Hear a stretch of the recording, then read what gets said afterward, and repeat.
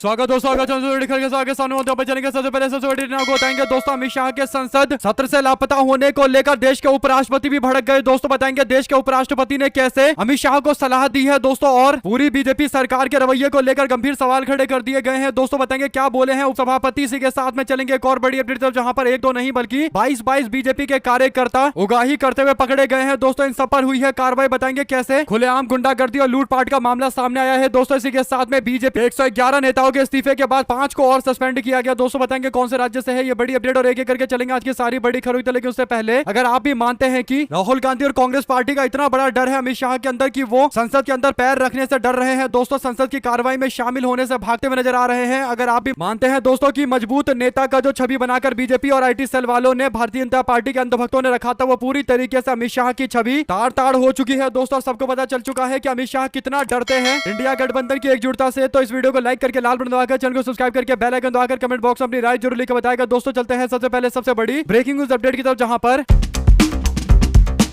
जब से देश के अंदर छात्रों का आंदोलन सफल हुआ है दोस्तों, और धर्मेंद्र प्रधान ने अपना इस्तीफा दिया है, तब से अमित शाह को लेकर यह सवाल उठ रहा है कि अमित शाह के दिल्ली पुलिस के आदेश के बाद दिल्ली पुलिस के द्वारा छात्रों के ऊपर हमला किया गया, और हमला इतना भयंकर किया गया कि छात्रों को हर तरीके से प्रताड़ित किया गया, बल्कि पैलेट गन जैसे गंभीर चीजों का इस्तेमाल किया गया। दोस्तों इन सवालों के बाद अमित शाह से बार बार पूछा जा रहा है कि वो जवाब क्यों नहीं दे रहे, और संसद में आकर जवाब के लिए बार बार बुलाया जा रहा है दोस्तों। लेकिन अमित शाह आना तो दूर की बात, ना मोदी दिखाई दे रहे ना शाह दिखाई दे रहे हैं, और बीजेपी वाले कहते हैं कि विपक्ष संसद की कार्रवाई नहीं चलने देता, जबकि विपक्ष कह रहा है कि केवल एक बार हम चाहते हैं कि अमित शाह को बुलवाइए सदन के अंदर और जवाब दिलवाइए कि आखिर छात्रों के आंदोलन पर हमला करने का यानी पुलिस की बर्बरता के आदेश किसने दिए थे, गृह मंत्री ने दिए थे या गृह मंत्री से जुड़े हुए गृह मंत्रालय से जुड़े हुए किसी अधिकारी ने दिए थे, ये सारी जानकारी दीजिए। लेकिन अमित शाह ये जवाब देने तक को तैयार नहीं है दोस्तों, यानी छात्रों को मारा पीटा गया और अमित शाह इस पर सदन में आकर दो शब्द नहीं बोलने को तैयार है, क्योंकि अमित शाह को डर सता रहा है कि पूरा का पूरा इंडिया गठबंधन एकजुट होकर छात्रों के प्रति किए गए अत्याचार के विरोध में खड़ा हो चुका है। और यही बड़ा कारण है कि अब अमित शाह बार बार कन्नी काट रहे हैं दोस्तों, जिस कारण से सदन की कार्रवाई सही से नहीं हो पा रही है, और मामला इतना आगे बढ़ गया दोस्तों कि बीजेपी सरकार के द्वारा नियुक्त किए गए, या यूं कहिए कि भारतीय जनता पार्टी के पूर्व नेता सीपी राधाकृष्णन जो अब देश के उपराष्ट्रपति है दोस्तों, वो भी इस मामले को लेकर भाजपा सरकार को हिदायत देते हुए नजर आए। दोस्तों देश के उपराष्ट्रपति पी राधाकृष्णन ने विपक्ष की बात को मानते हुए कहा कि विपक्ष चाहता है कि केंद्रीय गृह मंत्री अमित शाह को संसद में आकर जवाब देना चाहिए। सभापति ने संसदीय कार्य मंत्री यानी बीजेपी के मंत्री किरण रिजिजू से कहा कि वो विपक्ष की भावनाओं से गृह मंत्री को अवगत करवाए और उनको बताए गृह मंत्री को कि विपक्ष चाहता है कि अमित शाह सदन में आकर जवाब दे। गृह मंत्रालय उनके पास, और गृह मंत्रालय की जिम्मेदारी आगे से ले बैकफुट पर नहीं जा सकते हैं, उनको जवाब देना पड़ेगा। छात्रों पर लाठीचार्ज, आंसू गैस के गोले और पैलेट गन का इस्तेमाल करने की इजाजत किसने दी? जंतर मंतर प्रदर्शन के खिलाफ पुलिस कार्रवाई, और अयोध्या में राम मंदिर के कथित चंदा चोरी के मामले को लेकर राज्यसभा में लगातार हंगामा हो रहा है। इस पर उपराष्ट्रपति भारतीय जनता पार्टी सरकार के रवैये को लेकर काफी नाराज है दोस्तों, और बात एकदम सही है। अगर आप भी मानते हैं कि देश के उपराष्ट्रपति या यूं कहिए कि राज्यसभा के सभापति की यह जिम्मेदारी है कि सदन की कार्रवाई अच्छे से चले, और सदन में एक छोटी सी मांग की जा रही है कि अमित शाह आ जाए और अपना भाषण देकर बयान दे दे, छोटा सा बयान दे दे, बता दे कि किसके कहने पर यह हमला किया गया। लेकिन अमित शाह इतना बताने में भी डर रहे हैं दोस्तों। अगर आप भी मानते हैं कि अमित शाह राहुल गांधी की उस बात को साबित कर रहे हैं जिसमें राहुल गांधी कहते हैं कि ये लोग कायर लोग हैं, डरते हैं, इन लोगों में आंख मिलाकर बोलने की हिम्मत नहीं है, एक बार इनके सामने खड़े हो जाओ, डटकर खड़े हो जाओ तो ये लोग भाग जाते हैं, ये लोग बहुत कमजोर लोग हैं। अगर आप भी मानते हैं दोस्तों कि अमित शाह को लेकर जितने भी भ्रम रखे गए थे कि अमित शाह एक बड़े नेता हैं, अमित शाह एक ताकतवर नेता है, अमित शाह से सब डरते हैं, अमित शाह से थर-थर कांपते हैं, तो पता चल रहा है कि अब थर-थर अमित शाह कांप रहे हैं इंडिया गठबंधन से। अगर आप भी मानते हैं दोस्तों कि मजबूत और सख्त नेता का जो एक छवि बनाया गया था, यानी जो एक फर्जी नैरेटिव बनाया गया, तो वो पूरी तरीके से टूट चुका है। तो अपनी राय जरूर लिख बताएगा। साथ साथ चलते हैं एक और बड़ी खबर की तरफ, जिसमें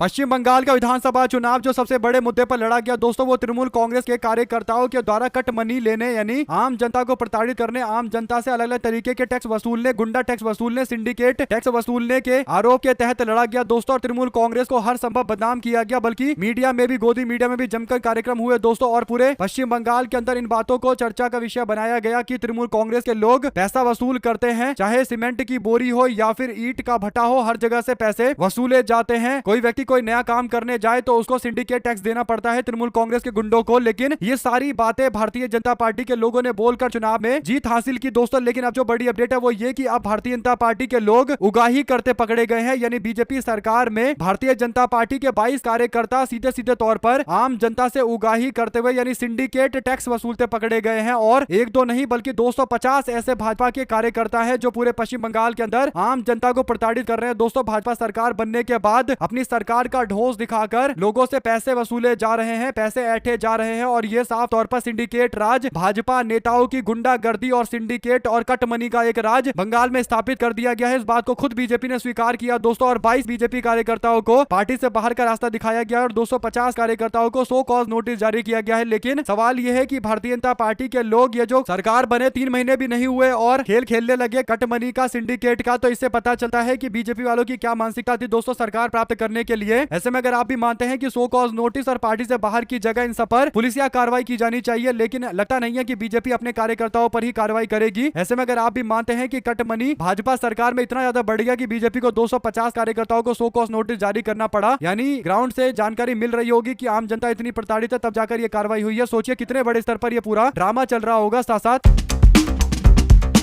छत्तीसगढ़ के राजनांद गांव के अंदर डोंगरगढ़ शहर मंडल को लेकर छिड़े विवाद पर संगठन ने दोनों खेमों पर गाज गिरा दिया है दोस्तों। जिला भाजपा की अनुशंसा पर प्रदेश संगठन ने कार्रवाई करते हुए 5 कार्यकर्ताओं को 6 वर्ष के लिए पार्टी से निष्कासित कर दिया है। साथ ही मंडल कार्य समिति को भंग कर दिया गया है दोस्तों। ये आदेश प्रदेश महामंत्री नवीन मारकंडे ने जारी किया है और डोंगरगढ़ के अंदर खेमा मंडल अध्यक्ष जसमीत बनोआना के खिलाफ आरोप लगाते हुए वरिष्ठों के खिलाफ बयानबाजी कर रहा था और दूसरे धड़े की गतिविधि से भी बीजेपी असहज महसूस कर रही है। यानी टोटल 134 इस्तीफे बताए गए थे दोस्तों। उसके बाद 5 और लोगों को बीजेपी ने सस्पेंड किया है। तो कहने का मतलब राजनांद गांव छत्तीसगढ़ के अंदर भारतीय जनता पार्टी की स्थिति डामाडोल हो चुकी है और मध्य प्रदेश के अंदर भी कई इस्तीफे हुए हैं और दतिया के अंदर तो पूरे के पूरे कार्यकारिणी को ही यानी जो जिला कार्यकारिणी थी उसको ही सस्पेंड कर दिया गया। ऐसे में दोस्तों चलते हैं एक और बड़ी अपडेट तब, जहां पर राहुल गांधी 8 तारीख को यानी कल प्रयागराज उत्तर प्रदेश के अंदर मौजूद रहेंगे दोस्तों। ऐसे में राहुल गांधी के कार्यक्रम से पहले अब जो बड़ी अपडेट है वो ये की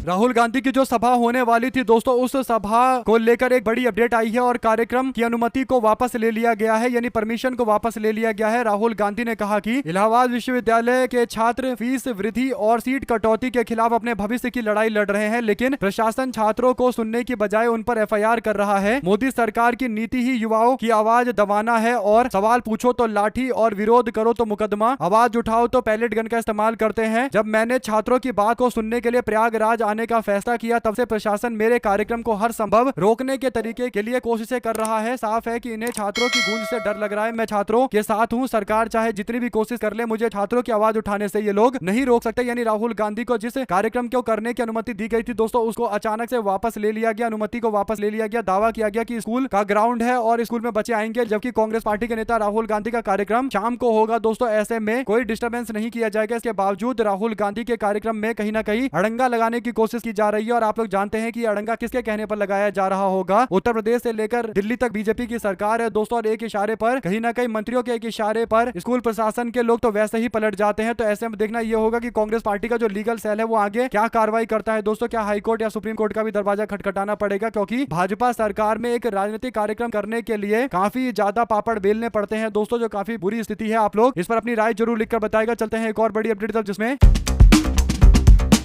दतिया उपचुनाव के बाद कांग्रेस और बीजेपी संगठन में कसावट का दौर शुरू हो चुका है दोस्तों। कांग्रेस कई जिला अध्यक्षों के साथ साथ प्रदेश कार्यकारिणी में भी बदलाव करेगी और 8 जिला अध्यक्ष चिन्हित कर लिए गए हैं, जिन्हें जल्द ही कार्य मुक्त कर दिया जाएगा। साथ ही प्रदेश कार्यकारिणी का भी पुनर्गठन किया जाएगा। इसमें ऐसे लोगों को बाहर किया जाएगा जो निष्क्रिय हैं और बीजेपी भी 12 जिला अध्यक्षों को हटा सकती है। जिला कार्यकारिणी को भंग किए जाने से दतिया के जिला अध्यक्ष रघुवीर सिंह कुशवाहा को हटाए जाने के बाद अलग अलग क्षेत्रों के अंदर भी कार्रवाई की जाएगी। कुल मिलाकर कांग्रेस पार्टी ने दतिया में चुनाव जीता है दोस्तों। इसके बावजूद पार्टी संगठन में बड़े बदलाव कर रही है, क्योंकि संगठन को उस तरीके से ढालने का प्रयास किया जा रहा है जो दतिया के अंदर किया गया था, ताकि दतिया वाले नतीजे हर जगह देखने को मिले। यानी भाजपा का पूरा तंत्र एक तरफ और कांग्रेस पार्टी के कार्यकर्ता और कांग्रेस पार्टी का संगठन एक तरफ, और संगठन ने बीजेपी को हरा दिया। तो ऐसे ही कांग्रेस पार्टी को अपने अलग अलग जिलों के अंदर अपने संगठन का उस तरीके से स्ट्रक्चर बनाना चाहिए जो दतिया के अंदर बनाया गया, जो मध्य प्रदेश के अंदर बनाया गया। राजस्थान के अंदर कांग्रेस पार्टी का संगठन काफी मजबूत है दोस्तों। राजस्थान से संगठन को मजबूत करने की जो तरीके हैं वो मध्य प्रदेश भी पहुंचा पहुंचा है तो जीतू पटवारी संगठन मजबूत करने की सारी कोशिश कर रहे हैं, क्योंकि सबको पता है कि मध्य प्रदेश में एक टाइम में कांग्रेस पार्टी का संगठन ही था जिसने पार्टी की 15 साल तक लगातार सरकार चलवाई थी। तो और पिछली बार जब चुनाव कांग्रेस पार्टी जीती थी तो केवल संगठन का खेल था दोस्तों। ऐसे में कांग्रेस पार्टी अगर मध्य प्रदेश के अंदर वापस से अपने पुराने संगठन को, दिग्विजय सिंह के टाइम के संगठन को मजबूत कर जाती है तो आराम से मध्य प्रदेश में कांग्रेस पार्टी समीकरण के साथ में चुनाव जीत जाएगी। ऐसे में सारा खेल संगठन को मजबूत करने का है और जीतू पटवारी इसके लिए पार्टी में बड़े अमूलचूल परिवर्तन कर रहे हैं और राहुल गांधी ने पूरी तरीके से उनको खुली छूट भी दे रखी है दोस्तों। दतिया जैसे चुनावी नतीजे अगर आएंगे और जीतू पटवारी ये नतीजे लाकर देते रहेंगे तो पार्टी इनको और ज्यादा आगे बढ़ाएगी। साथ ही साथ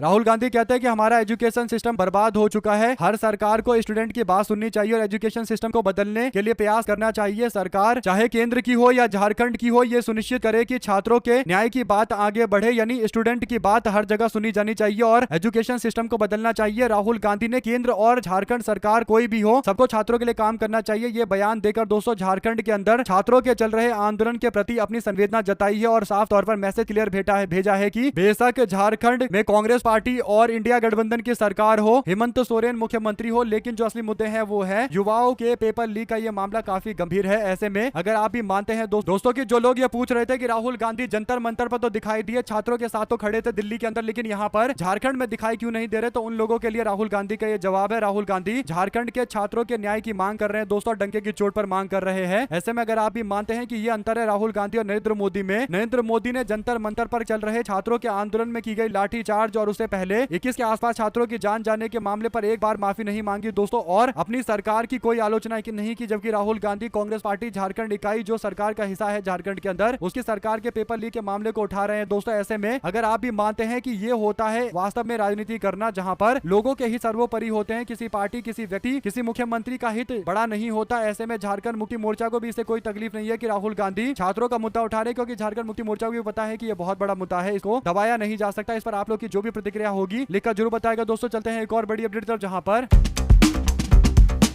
छात्रों की गूंज कार्यक्रम जो प्रयागराज में होने वाली है उसे लेकर कांग्रेस पार्टी ने पोस्टर जारी करने शुरू कर दिए हैं। कांग्रेस ने कहा कि छात्रों की गूंज 8 अगस्त 2026 को होगी, युवाओं की आवाज को अब दबाया नहीं जा सकता, प्रयागराज में उठी हुंकार नई क्रांति लेकर आएगी और छात्रों की गूंज अब बनेगी हुंकार, न्याय पर होगा जोरदार वार। सबसे ज्यादा संख्या में प्रयागराज में आने के लिए बोला जा रहा है दोस्तों। ऐसे में राहुल गांधी को रोकने के जो तमाम प्रयास है वो प्रयास पूरी तरीके से पानी में धुलते हुए नजर आ रहे हैं। अगर आप भी मानते हैं कि राहुल गांधी ये सुनिश्चित जरूर करेंगे कि कांग्रेस पार्टी को इससे आम जनता का समर्थन और ज्यादा मिले, आप लोग इस पर अपनी राय जरूर लिखकर बताएगा दोस्तों। एक और सवाल राहुल गांधी से जनजी पूछता है, यानी जो युवा वर्ग है वो पूछता है और कहता है कि राहुल जी आपकी क्या राय है, क्या देश के अंदर जो हमारी युवा महिलाएं हैं उनके अधिकार के लिए हमको कैसे लड़ाई लड़नी चाहिए, उनके शिक्षा के अधिकार के लिए कैसी लड़ाई लड़नी चाहिए। तो राहुल गांधी ने कहा कि मुझे लगता है कि महिलाओं को समानता के सिद्धांत में नहीं रखना चाहिए, बल्कि उसके आगे की बात करनी चाहिए, यानी समानता से ज्यादा महिलाओं को मिलना चाहिए, यानी deserve more than equal space, और ये सभी जीवन के हर तरीके से हर कार्यकाल में ऐसा होना चाहिए। ये राहुल गांधी की बात है दोस्तों, जो एकदम सही है। अगर आप भी मानते हैं कि इसकी तारीफ की जानी चाहिए तो लिखकर जरूर बताएगा। चलते हैं एक और बड़ी अपडेट की तरफ, जहां पर संसद के मॉनसून सत्र के दौरान बुधवार को विपक्षी सांसदों ने प्रधानमंत्री नरेंद्र मोदी तथा केंद्रीय गृह मंत्री अमित शाह से सदन में उपस्थित होकर जवाब देने की मांग दोहराई दोस्तों। सांसदों ने संसद परिसर और प्रेरणा स्थल पर विरोध प्रदर्शन करते हुए चर्चा और जवाबदेही की मांग की। विपक्षी केवल बहस और चर्चा चाहते हैं। केसी वेणुगोपाल ने इस बात को वापस से दोहराया है, यानी विपक्ष भाग नहीं रहा, विपक्ष पूरी तरीके से अपनी मांग पर अड़ा हुआ है। विपक्ष कह रहा है कि अमित शाह आए और जवाब दे दे, उसके बाद सदन की कार्रवाई चलती रहेगी। विपक्ष को वैसे भी अपने कई सारे सवाल खड़े करने, आखिर विपक्ष के लोग भी तो अपने सांसदों को चाहते हैं कि उनके सांसद सवाल खड़ा करे ताकि आम जनता देखे कि एक सांसद उन्होंने बनाया है, विपक्ष के लोगों को भी सांसद बनाया है तो उन्होंने उनकी आवाज को उठाया। तो सब चाहते हैं कि अपनी आवाज को उठाए, लेकिन बीजेपी के लोगों की जो हठ धर्मिता है दोस्तों, जो भाजपा के लोग ये ठान कर बैठे कि अमित शाह से बयान नहीं दिलवाएंगे, क्योंकि अमित शाह बयान देंगे तो भाजपा वाले और फंस जाएंगे, तो बचने की कोशिश की जा रही है। अगर आप भी मानते हैं कि ये कितनी देर कन्नी काटेंगे, जवाब तो इनको देना ही देना पड़ेगा, तो लिखकर जरूर बताएगा। साथ साथ